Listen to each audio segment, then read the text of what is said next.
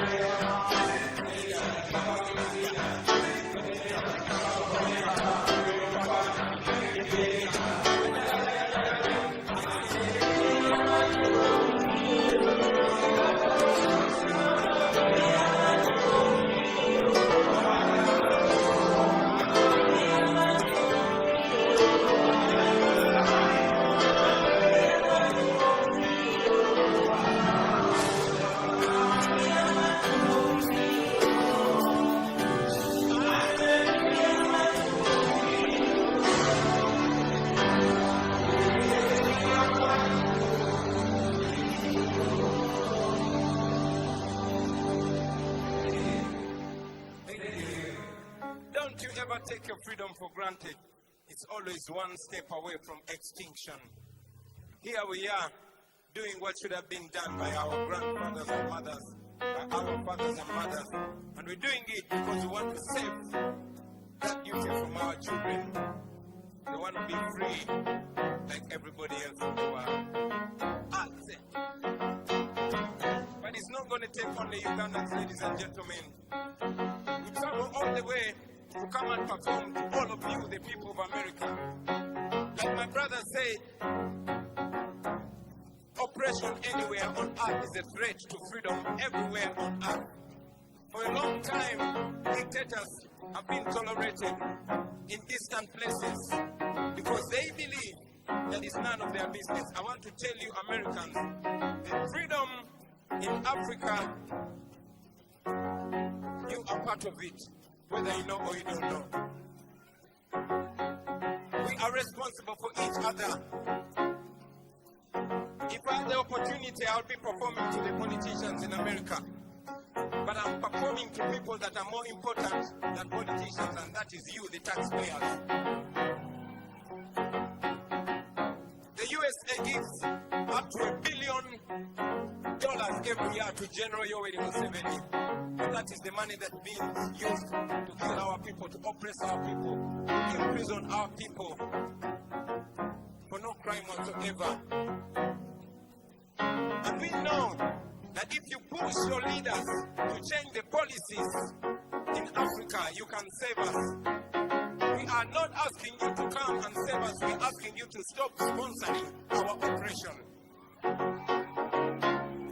We know that you have the freedom that we yearn for.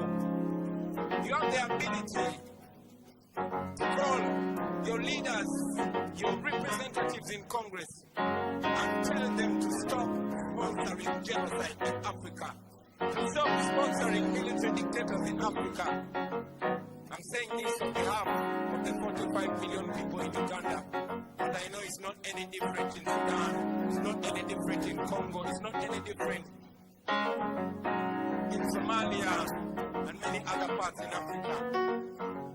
Last year I traveled to Ukraine in the middle of the war, and I witnessed firsthand the oppression and the massacre that was in Bucha.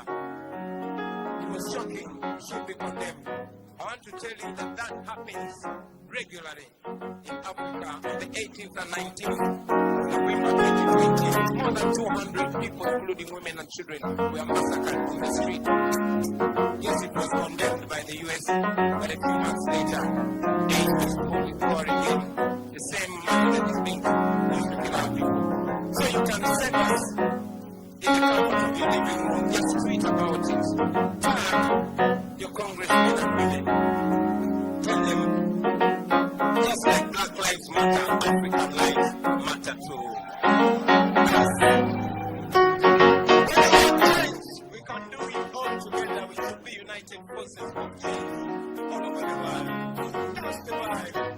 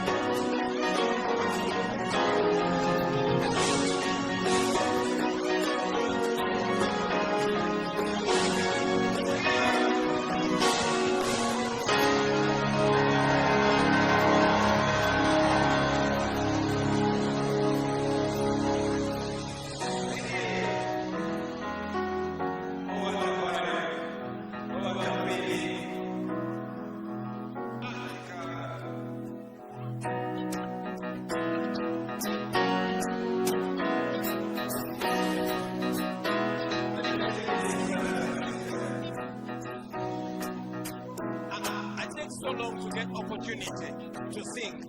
But I also take long to get opportunity to speak to you, so I don't know what to do now. But I'll say this, friends.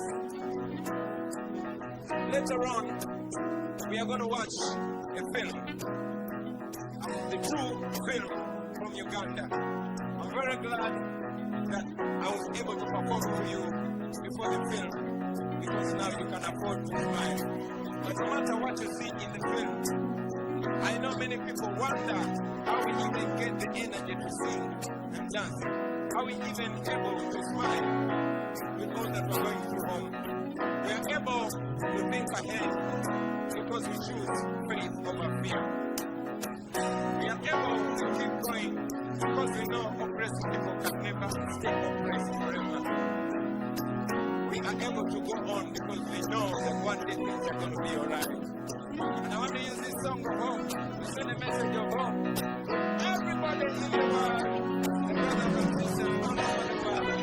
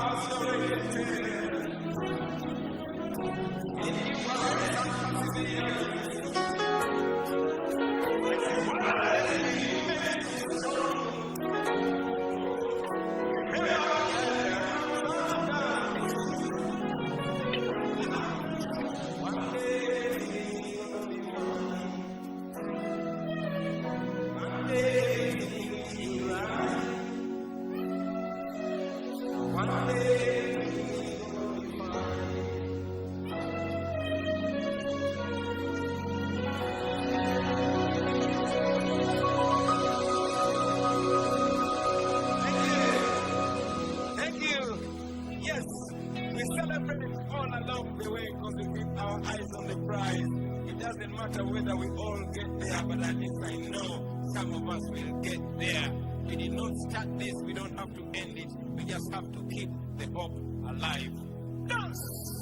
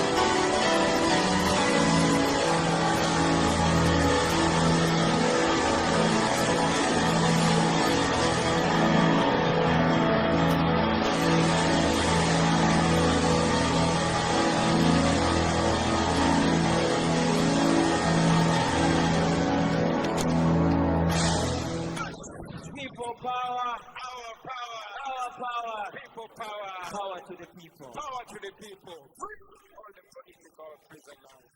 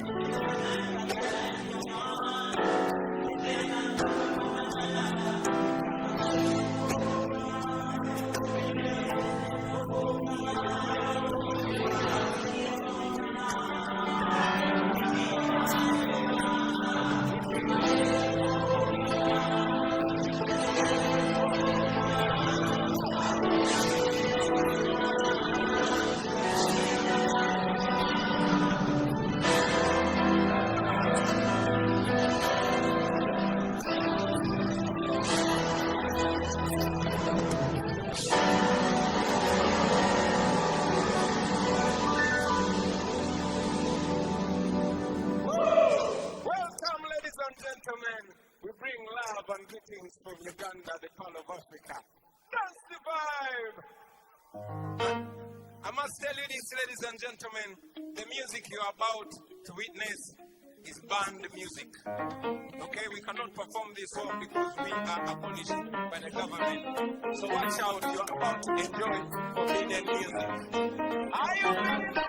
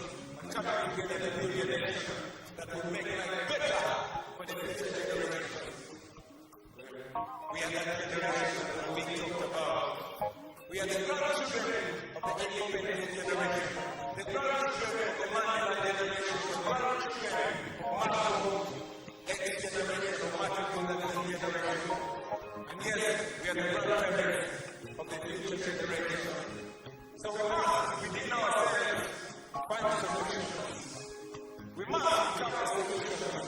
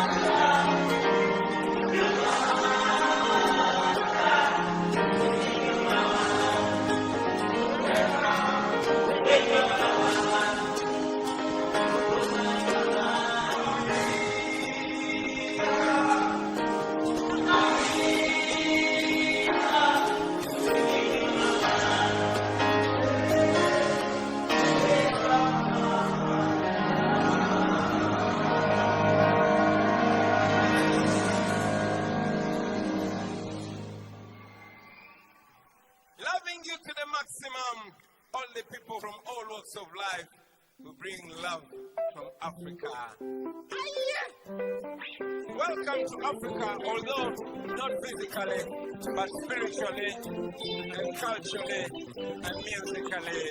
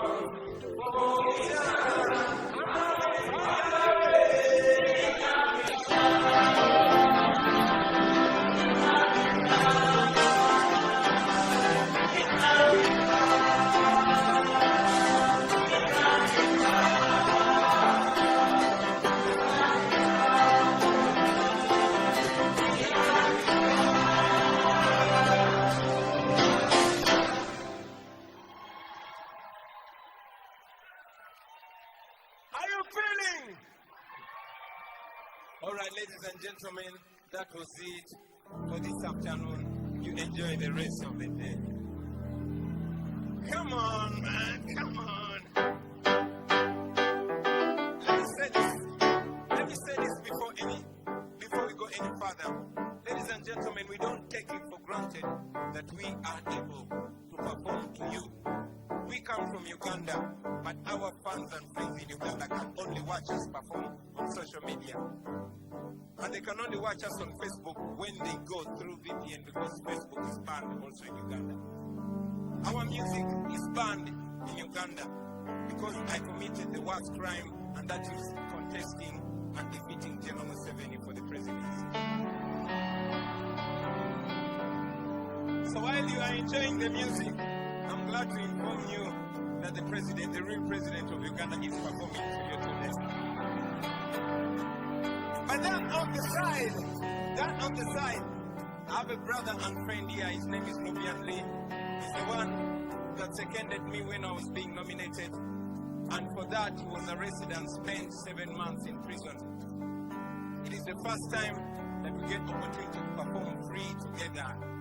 And while you enjoy, we are enjoying twice. Say something, Nubian. Greetings from Uganda. In Uganda, we say people power because we believe power belongs to the people. When I say people power, you say our power. People power. Our power. Our power. People power. Yeah. Never take that for granted. Never take your freedom for granted. Back where we come from, when you speak the truth, you're gonna be put behind the bars. Yeah. So many of our brothers and sisters are still in prisons away. Olivia Lutaya spent 3 years just because she expressed herself. And she supported His Excellency Chagulani Sentamu Bobi Wine, the truly elected president of Uganda. I just want you to know one thing. Injustice anywhere is injustice everywhere. And a dictatorship anywhere is a threat to a democracy everywhere. Yeah, for 37 years we've had a president. He's illegally the president and he rules us by the power of the gun. And we are not free. So many of our brothers are away. I was away for more than 8 months just for speaking the truth and expressing my political views. So we are not criminals when we speak the truth. We are not criminals when we want justice, when we want systems and equal opportunity for every Ugandan, because we are in a time where the world is connected to one another, and we need to be moving at the same time. Preach to me. As Preach. people of this world, people power, Our power. our power, People power. and injustice anywhere is an injustice everywhere. And you have to speak up for the many Ugandans that are putting away in jail.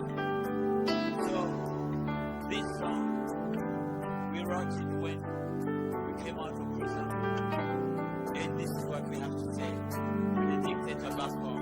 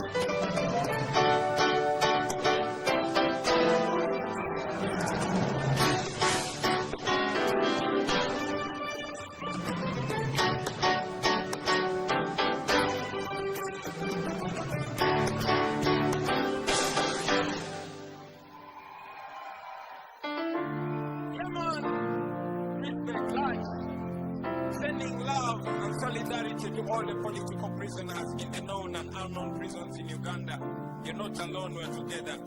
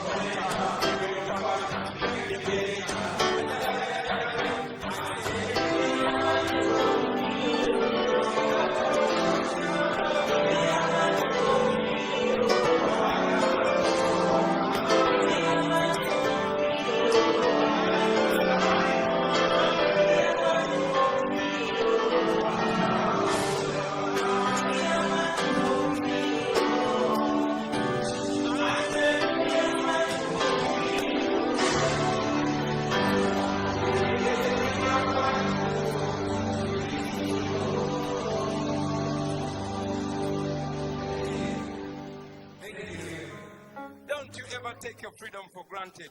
It's always one step away from extinction. Here we are, doing what should have been done by our grandfathers and mothers, by our fathers and mothers.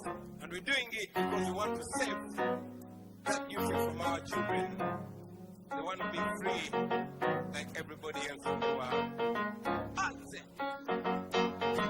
But it's not going to take only Ugandans, ladies and gentlemen. We travel all the way to come and perform to all of you, the people of America. Like my brother said, oppression anywhere on earth is a threat to freedom everywhere on earth.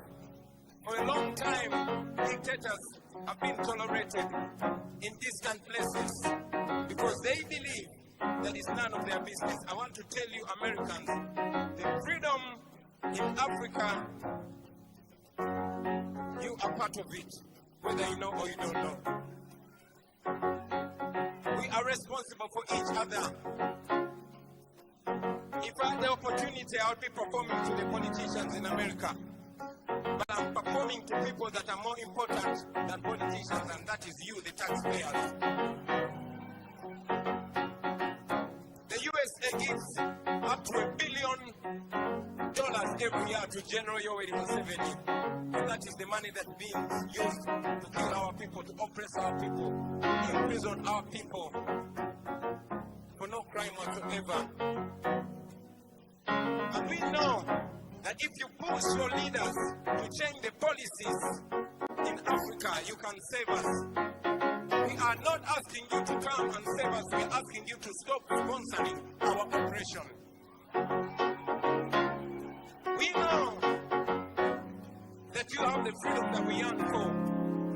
You have the ability to call your leaders, your representatives in Congress, and tell them to stop sponsoring genocide in Africa, to stop sponsoring military dictators in Africa.